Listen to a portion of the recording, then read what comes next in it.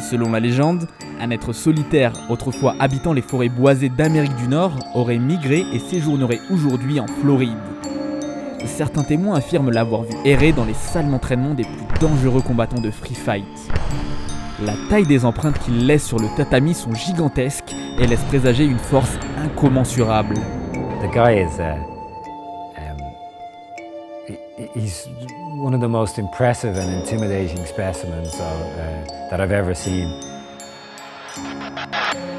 He's like such a big looking, intimidating dude. Si les témoignages sont nombreux, ils n'éclaircissent pour l'instant en rien le mystère. Malgré le danger, nous avons décidé de prendre le risque de rencontrer cette force de la nature afin de percer son secret. Voici Antonio Silva, dit le Bigfoot. Je m'appelle Antonio Silva, chercher la victoire, c'est mon boulot. Grâce à notre enquête, vous ferez la connaissance de ce colosse aussi féroce sur le ring que touchant en dehors. Antonio Silva reviendra sur son parcours, de ses débuts au Brésil jusqu'à ses plus grands combats dans le circuit MMA. He's one of the best fighters in the world. Bigfoot nous aidera à percer les secrets des origines de ce corps unique, différent, impressionnant. Antonio Silva, la nouvelle légende de Bigfoot.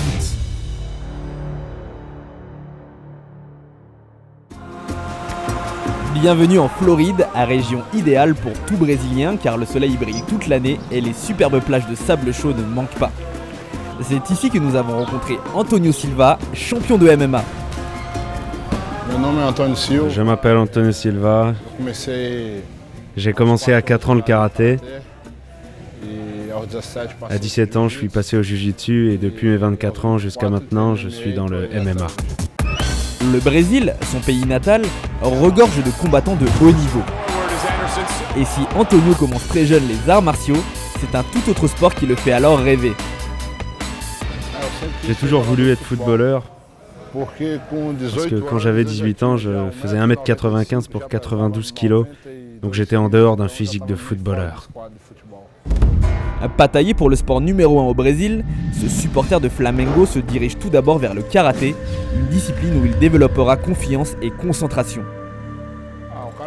Le karaté est un sport très discipliné. On ne peut pas avoir un contact très agressif avec l'adversaire. C'est pour ça que j'ai commencé le karaté. En plus de ses qualités de karatéka, il détient aussi 2 ceintures noires de jiu-jitsu brésilien et de judo. Marcelo a commencé les arts martiaux aux côtés d'Antonio. Il peut témoigner de ses énormes progrès. Pezão started together in the Brazilian top team. I look in the first trainings in MMA and the Bigfoot. He entered in the Brazilian top team purple belt. Finalement, en 2012, il pose ses valises et intègre définitivement une des plus anciennes et des plus illustres équipes de l'histoire du MMA, l'American Top Team. Premièrement, c'est pour la plus grande structure de l'American Top Team. Deuxièmement, pour la présence de mes amis. Et troisièmement, parce que j'habite à 5 minutes d'ici.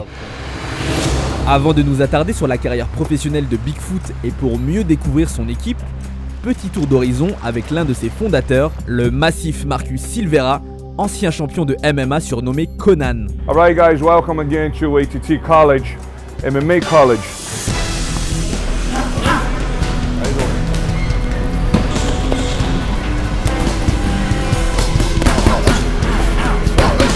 You haven't got like the full growing potential, but you know, we're getting there.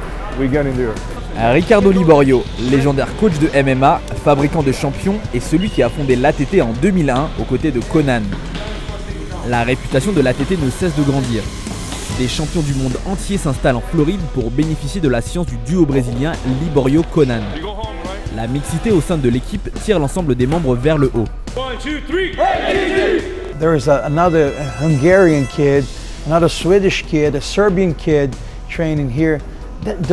The countries, there are so many different countries that is even, this is beautiful. Aujourd'hui, le club accueille des free fighters de renom comme Thiago Pitbull Alves, Hector Lombard ou encore Jeff Monson, des partenaires devenus des amis pour Antonio. Mais quand je suis arrivé ici, j'avais beaucoup d'amis. Il y a Pitbull, Pitbull, Catel ou encore Hilton. J'ai beaucoup de bons amis ici. Si Antonio fait aujourd'hui partie des 10 meilleurs poids lourds du monde, c'est grâce à un travail acharné. Il débute sa carrière MMA en 2005. Lors de son premier combat chez les professionnels, seulement 48 secondes lui sont nécessaires pour terrasser son adversaire. L'adrénaline de la victoire le marque à tout jamais. J'étais très heureux car au début c'était quelque chose qui me faisait un peu peur. Et pour ma famille aussi. C'était mon premier combat et après ça je ne voulais plus m'arrêter. S'ensuit une série de 11 victoires en 12 matchs. Il remporte en quelques mois les ceintures de champion du Cage Rage et du Cage Warriors, les deux meilleures organisations MMA en Europe. Comme Ricardo Liborio, Antonio combat alors lui aussi dans la catégorie des super lourds, les plus de 120 kg. He's one of the best fighters in the world. You know, he is working and close the gap, close the mistakes that he has, and from there, you know, just win. Le bien nommé Bigfoot impressionne dans l'octogone. Sa marque de fabrique, se ruer sur chacun de ses adversaires et les terrasser au sol.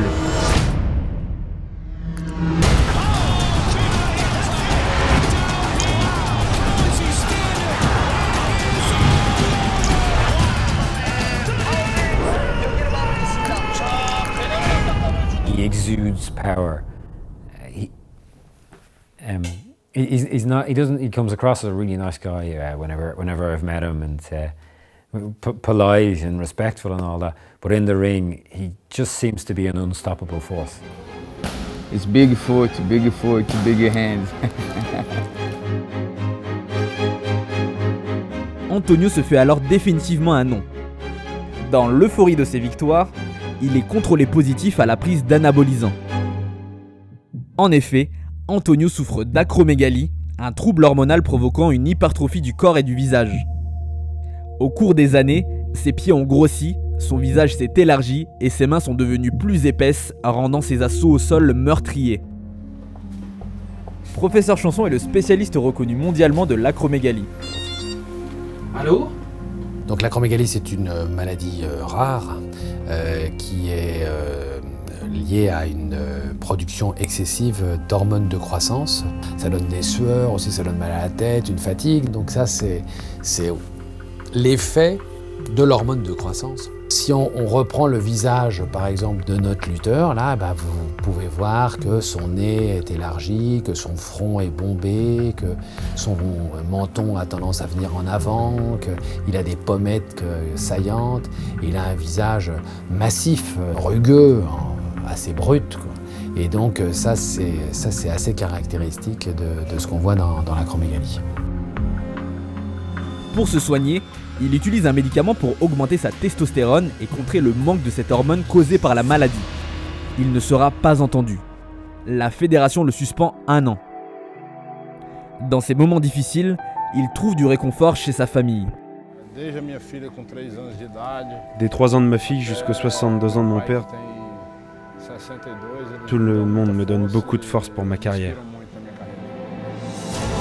Et grâce à eux, son élan ne se brise pas. Clamant toujours son innocence, il continue de combattre et de gagner. Un combat va marquer sa carrière et le faire pénétrer dans une autre galaxie. Antonio Silva est opposé à un mythe, le plus grand mixed martial artiste de l'histoire, Fedor Emelianenko. La rencontre est tendue, mais une pluie de coups de poing déferle sur Fedor. Son œil droit est si enflé que le médecin doit arrêter le combat. Cette victoire porte le sceau du Bigfoot. C'est un rêve qui s'est réalisé. J'ai toujours voulu combattre contre Fedor. On m'a donné cette opportunité et je n'ai pas laissé échapper ce rêve.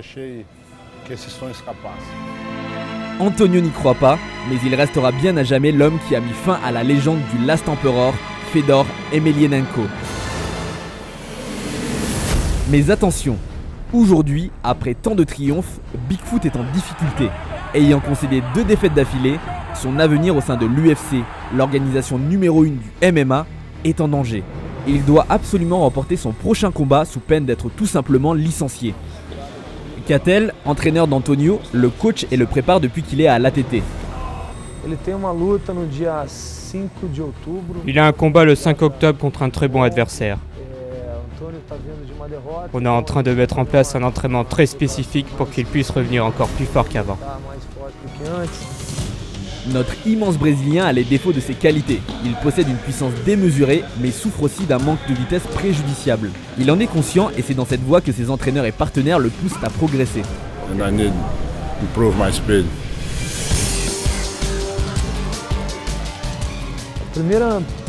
Premièrement, il a une bonne corpulence physique. C'est un athlète de 120 kg. Il est très lourd pour sa catégorie, donc il faut qu'il perde du poids. Il est très habile.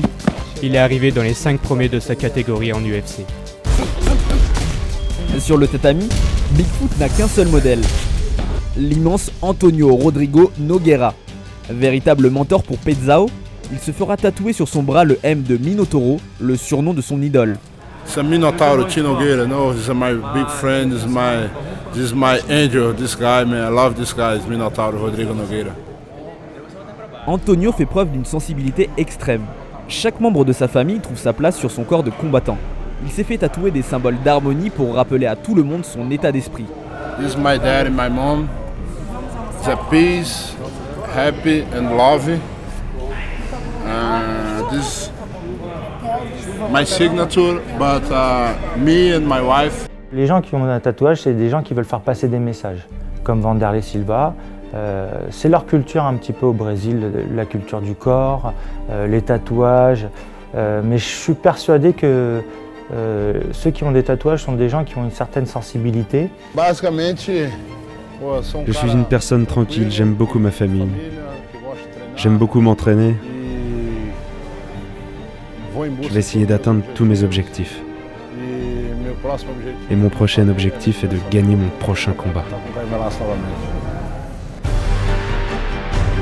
Finalement, notre enquête menée auprès du Bigfoot nous a permis de récolter les preuves matérielles nécessaires pour prouver son existence.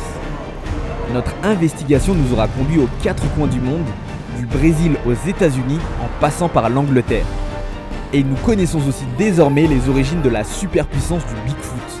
Mais nous avons surtout découvert que loin de l'imagerie collective du cousin du Yéti solitaire et brutal, se cache un être tendre et accessible.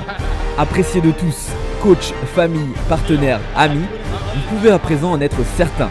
Chez le Bigfoot, le plus grand des dangers ne vient pas de ses poings. L'arme qui met tout le monde d'accord, c'est bel et bien son sourire.